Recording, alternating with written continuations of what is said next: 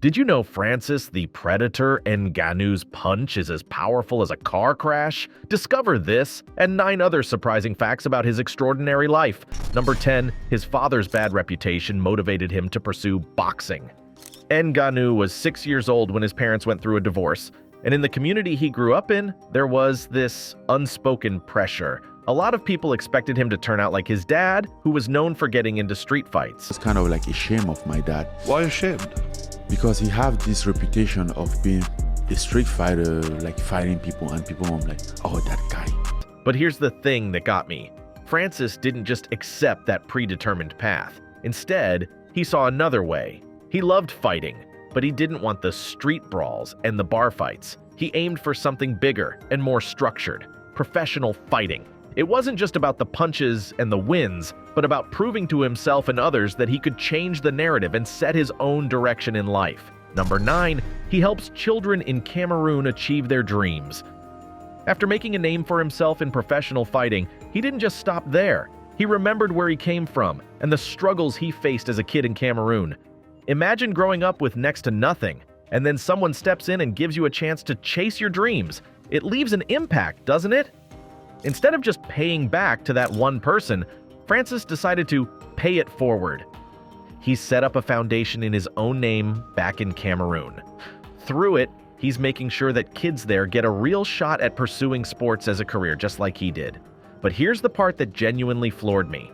He didn't just stop at donating boxing gear. Francis went ahead and bought a piece of land to set up a gym. And get this, it's the first gym in Cameroon to offer combat sports training. That's game-changing for many young aspiring fighters out there.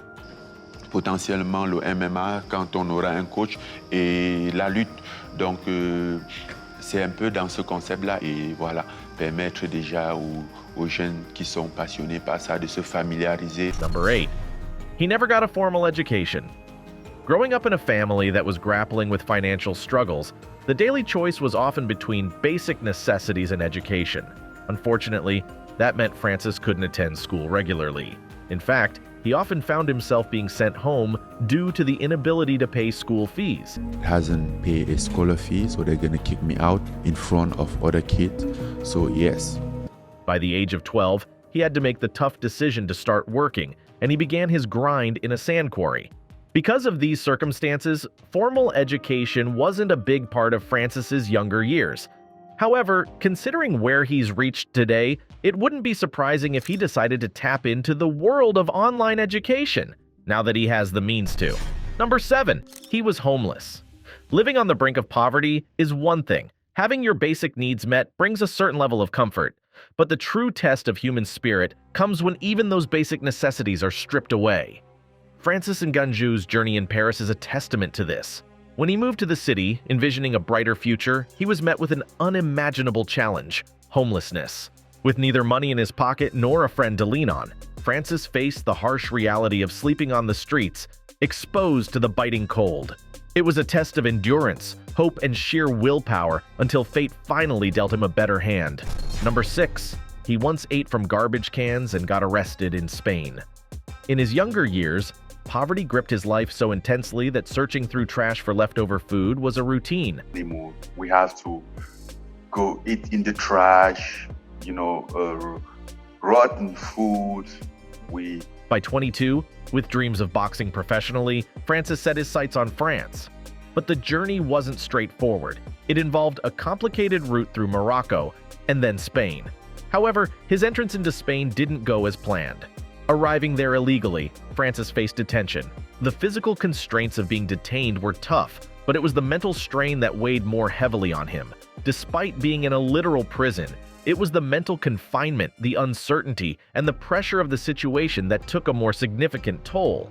As Francis described it, the Spanish detention experience felt more like a mental prison rather than just a physical one. Hey, but before we continue, go ahead and smash that like button like the Predator smashes his opponents every time he steps into a ring. Also, subscribe to the channel and ring the notification bell so you won't miss any of our videos. Number 5. He appeared on the movie Jackass Forever. Can you take a punch from Francis Ngannou anywhere and live to tell the tale? Well, Jackass Forever put that to the test in a way that's as hilarious as it is controlled smack. and then in strolls the behemoth that is Ngannou. The look on Aaron McGahee's face was a mix of horror and disbelief as he realized he was about to take a hit from the man with the world's hardest punch, only not where you'd expect. His punch top speed. His punch is the equivalent of... Why? You don't need to read that now. The setup was as bizarre as it gets. McGahee perched on chairs with nothing but a cup between him and disaster, and Ngannou delivered a groin-nail blow that probably echoed through the halls of every Jackass movie ever made. The team even urged him to go harder, questioning the power of the hit, as if Ngannou holding back was even a thing. Now, while we might chuckle at the absurdity, it's not without a moment of concern. Did that punch leave more than just a mark? Ngannou himself seemed a bit worried, questioning the sanity of the stunt. But that's Jackass for you, pushing the limits of comedy and common sense. Number 4. He was coached for free by Didier Carmona. Struggling on the streets of Paris with little more than a dream of boxing and aspirations of being like Mike Tyson, Francis's passion was evident. And then came Didier. Didier, recognizing the fire and potential in Francis, didn't see just a homeless man. He saw a future champion. Instead of turning a blind eye, he chose to invest his time, energy, and expertise. By introducing Francis to MMA, Didier not only broadened his horizons, but also gave him a renewed purpose. The guy named Didier Carmona, he gave me a glove and some clothes, even a perfume, who was very nice. Number 3. He didn't want to go into MMA. Stepping into the unfamiliar territories of Paris, Francis Ngannou had one clear ambition: boxing. As soon as he got to the city, he began his search for a gym to hone his boxing skills. Little did he know, destiny had a different path chalked out for him. While his initial efforts caught the attention of his new coaches, they saw something else in him, a potential for MMA. But there was a slight hiccup. Francis, unfamiliar with the world of MMA, was taken aback when it was introduced to him. Wrestling, grappling, and the diverse disciplines within MMA seemed utterly foreign and unappealing. In his own words, he laughed it off and made it clear that this wasn't what he signed up for. I didn't know MMA by the time, and yes, after 2 weeks, they started talking to me about MMA, and I wasn't even interested about MMA. That's when Fernan Lopez came in. From the very beginning, at Lopez's MMA factory gym, it was evident to the trainers that Francis had something extraordinary. Lopez, having seen countless fighters train, instantly recognized that Francis possessed the elusive X factor that sets apart the good from the great. However, there was a hurdle to overcome. Francis's heart was set on boxing. It was what he'd always dreamed of. The world of MMA seemed too far removed from his vision, but Lopez, in his wisdom, didn't push or persuade. He simply decided to let Francis experience MMA firsthand by booking him a few fights. His strategy? Let Francis taste the adrenaline, the challenge, and the potential earnings of MMA. And as they say, the rest is history. Number 2. Ngannou wasn't getting MMA fights because his opponents didn't want to fight him. Ngannou's early days in MMA saw him blazing a trail through the competition. With a stellar record of 5, won in his first 6 fights, he was quickly proving to be an indomitable force. But this burgeoning reputation came with its own set of challenges. Fighters in France began to shy away from stepping into the cage with him. In a bid to find suitable opponents for Francis, his coach, Lopez, went to quite some lengths. Imagine the level of desperation when a coach has to resort to Facebook, openly challenging fighters across Europe to face off against his protege.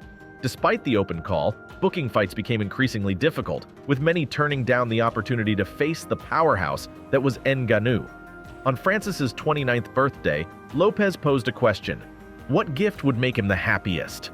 A computer, perhaps? Or some new boxing gloves? Francis left it to his coach to surprise him. And what a surprise it was! "You've just got your UFC contract," Lopez announced, sending waves of exhilaration through Francis. UFC was the opportunity right there who came to me. I had to take it. I had to take the opportunity. The dream he'd held on to, even during his most challenging days, was about to materialize.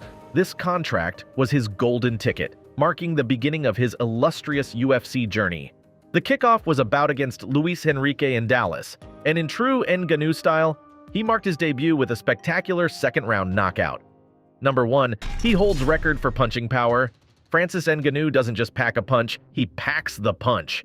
Believe it or not, he's gone on record for delivering the hardest punch ever documented, measuring a whopping 129,161 units. To put that into perspective, that's equivalent to 96 horsepower. That's like getting hit by a small car, only it's just one man's fist. So if you ever wondered why they call him the Predator, there's your answer. The guy's got some serious power behind those gloves. So, did you know any of this stuff about the Predator, Francis Ngannou?